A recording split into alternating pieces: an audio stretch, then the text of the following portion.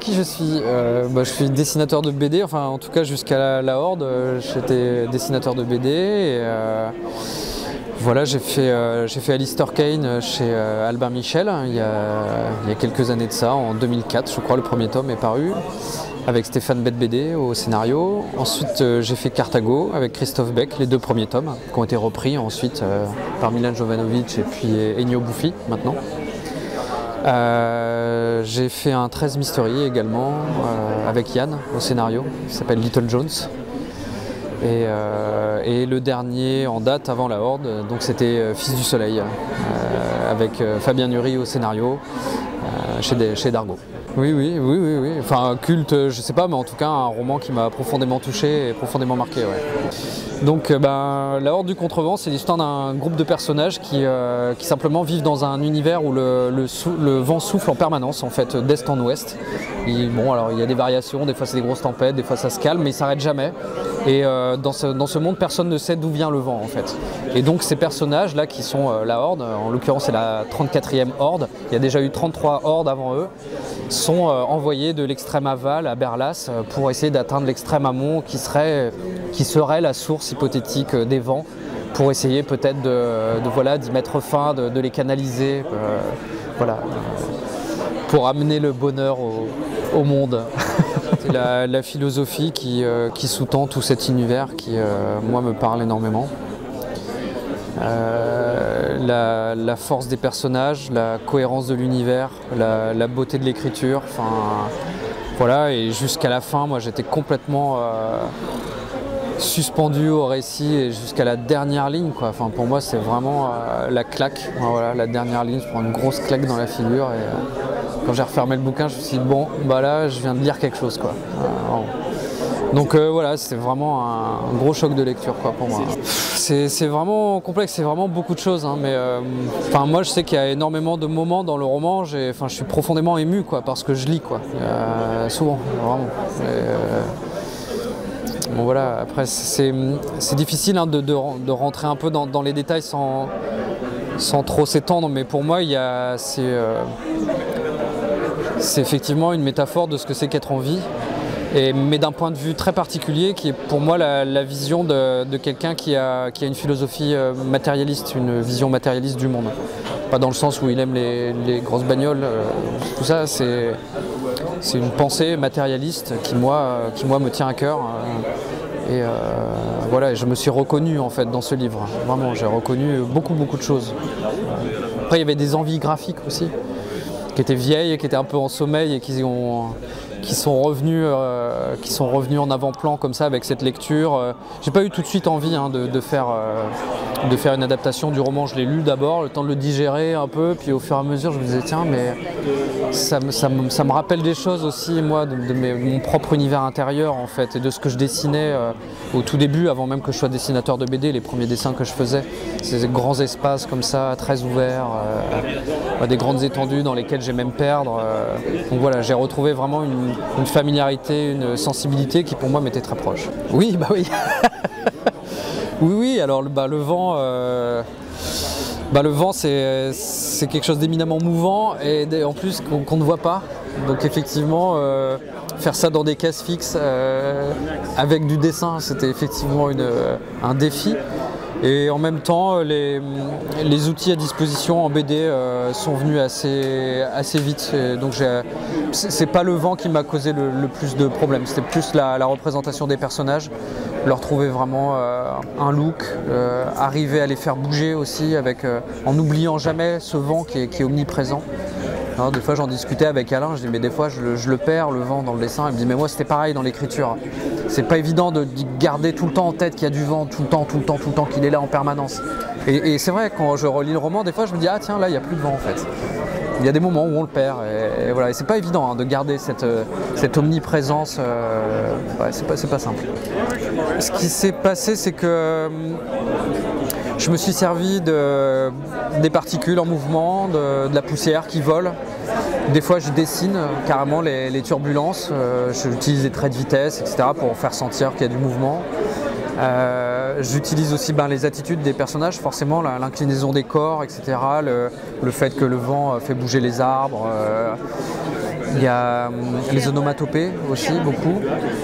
Et puis les vêtements, en fait. Le fait que les vêtements sur les personnages sont sans arrêt tirés en arrière, ça m'a permis de montrer par son effet, en fait, le vent, quoi. Je ne saurais pas dire exactement à partir de quand il a accepté. Ça a été un long processus pendant lequel on a appris à se connaître, à faire connaissance. Voilà, j'ai fait des premiers croquis. À l'époque, il y avait le projet de film avec Forge Animation, qui voulait faire un film d'animation de La Horde du Contrevent, et sur lequel lui-même travaillait. Et donc il m'a dit tiens, je vois l'équipe du film dans pas longtemps, si tu veux faire des dessins, c'est le moment, je leur montrerai. Je me suis dit tiens, allez. Bon, ça c'était suite à notre première discussion où il m'avait dit je vois pas trop ton dessin sur La Horde. Ouais, il avait d'ailleurs de très bonnes raisons. Qui était le fait que La Horde c'est un livre sur l'ouverture, sur l'ouvert, et que mon dessin était assez cerné. C'est vrai que sur 13 Mystery, c'était le livre qu'il avait vu, en l'occurrence, j'avais pas encore fini Fils du Soleil. Et je lui dis justement, moi j'ai envie de m'affranchir de ça, j'ai envie d'aller vers un dessin plus jeté, plus ouvert, et pour moi La Horde ça serait... Enfin voilà, ça me semble justement parfait, quoi, au contraire.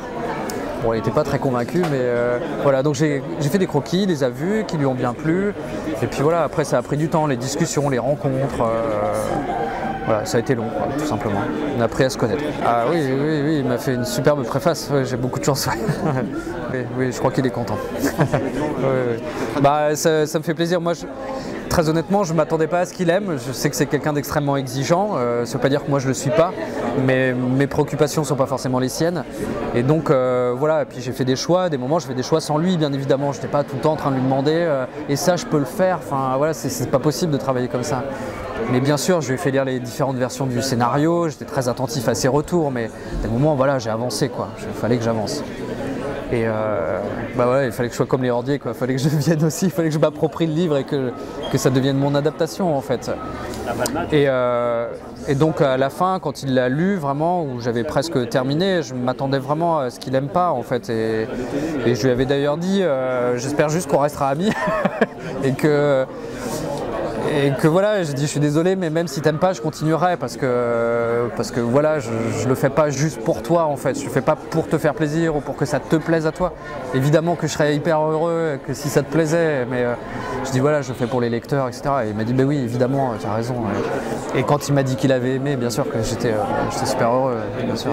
Ça, c'est la grosse difficulté en bande dessinée, c'est qu'il faut aller vite, il faut être vraiment efficace, en fait, sur peu d'espace. L'air de rien, elle est déjà grosse, la BD, elle fait 74 pages, il y a quand même pas mal de texte. Et en fait, la narration en images, c'est lent, ça prend du temps. Voilà. Donc, il y a... D'ailleurs, les moments qui vont le plus vite à dessiner, c'est des fois j'ai des pages de scénario avec plein de textes partout, et ça, là, je sais que ça va pas prendre beaucoup de pages. Par contre, quand j'ai des descriptions d'action, je sais que là, il va commencer à y avoir de la pagination et que ça va être plus long. Ce qui change rien en fait dans un roman, du dialogue, de la description, ça prend la même place. En image, ça prend vraiment tout de suite, en tout cas en bande dessinée, ça prend tout de suite beaucoup de temps. Je me suis un peu perdu du coup dans la question, mais oui, sur le vocabulaire. Du coup, oui, moi je fais des choix, évidemment. Il y a des moments où je garde le texte tel qu'il est parce que je le trouve vraiment superbe. Et puis il y a d'autres moments où, comme de toute façon je recrée des scènes, j'essaie de faire parler les personnages comme ils parlent dans le roman. Voilà. Et moi j'étais plutôt content puisque j'ai pas eu beaucoup de retouches de texte d'Alain, donc je me suis dit bon, ça va, j'ai réussi à me les approprier, à les faire parler. Évidemment, j'ai pas le talent d'Alain en termes d'écriture, moi vraiment je galère, mais en tout cas, j'étais content d'avoir réussi à trouver leur voix en fait à chacun, à faire parler Golgoth, à faire parler Sauve, à faire parler Pietro, etc. Il y a des moments où je peux aller piocher dans le texte des éléments de dialogue. Et à d'autres moments, les scènes n'existent pas, donc il faut que je les recrée et il faut que j'arrive à essayer d'être le plus fidèle possible au personnage. Oui. Il y aura 6 tomes, je pense, plutôt. Ouais, plutôt 6, je pense. Si je fais du storyboard de publicité aussi, voilà. Tout simplement parce que ça me permet de mieux gagner ma vie, voilà. Pas d'autres BD. Mais non, par contre pas d'autres BD, non, je pense pas. Non, je vais essayer de Il était prévu en 54 pages et puis au fur et à mesure de l'écriture, je me suis laissé embarquer. Mais non, a priori, les suivants devraient faire 54 pages, 62 si je déborde, mais je vais essayer d'éviter de me taper un album et demi à chaque fois, sinon ça va être long, quoi. Ça va vraiment être long. Mais j'aimerais bien avoir un rythme de sortie régulier, pardon. Il y en a vraiment beaucoup. Mais ça se situe plutôt du côté des dessinateurs assez réalistes, on va dire. Après, dans ce que j'aime en termes de dessin, par contre, ça peut être très varié. Mais les dessinateurs que je scrute tout particulièrement sont en général les grands classiques de la BD réaliste franco-belge, les Giraud, les Herman, Rossi, enfin voilà, les grands pour moi de la. Voilà, bon, il y en a d'autres que je sais que j'ai pas cités, mais voilà, je vais chercher de ce côté-là du dessin parce que moi, voilà, c'est le type de dessin que j'ai envie de faire. Voilà, après j'en suis pas là, mais en tout cas j'essaie d'aller par là, quoi. Ah mais on comprend jamais rien au dessin des autres, c'est ça qui est extraordinaire. Enfin jamais rien non, mais on peut comprendre des trucs, mais c'est toujours mystérieux. Moi quand je regarde les autres dessiner, je me dis ah, tiens il fait ça comme ça lui. Enfin c'est toujours très mystérieux, hein. C'est un cheminement de pensée en plus qui se construit au fur et à mesure des années. C'est une drôle de sauce, hein, le dessin. C'est quelque chose de très particulier. Non, mais c'est surtout sur des, je sais pas, des attitudes, des façons d'ancrer, des mises en scène, des façons de mettre en scène certaines choses. Voilà, où je suis très curieux, très avide de ce qu'ont fait mes prédécesseurs, hein.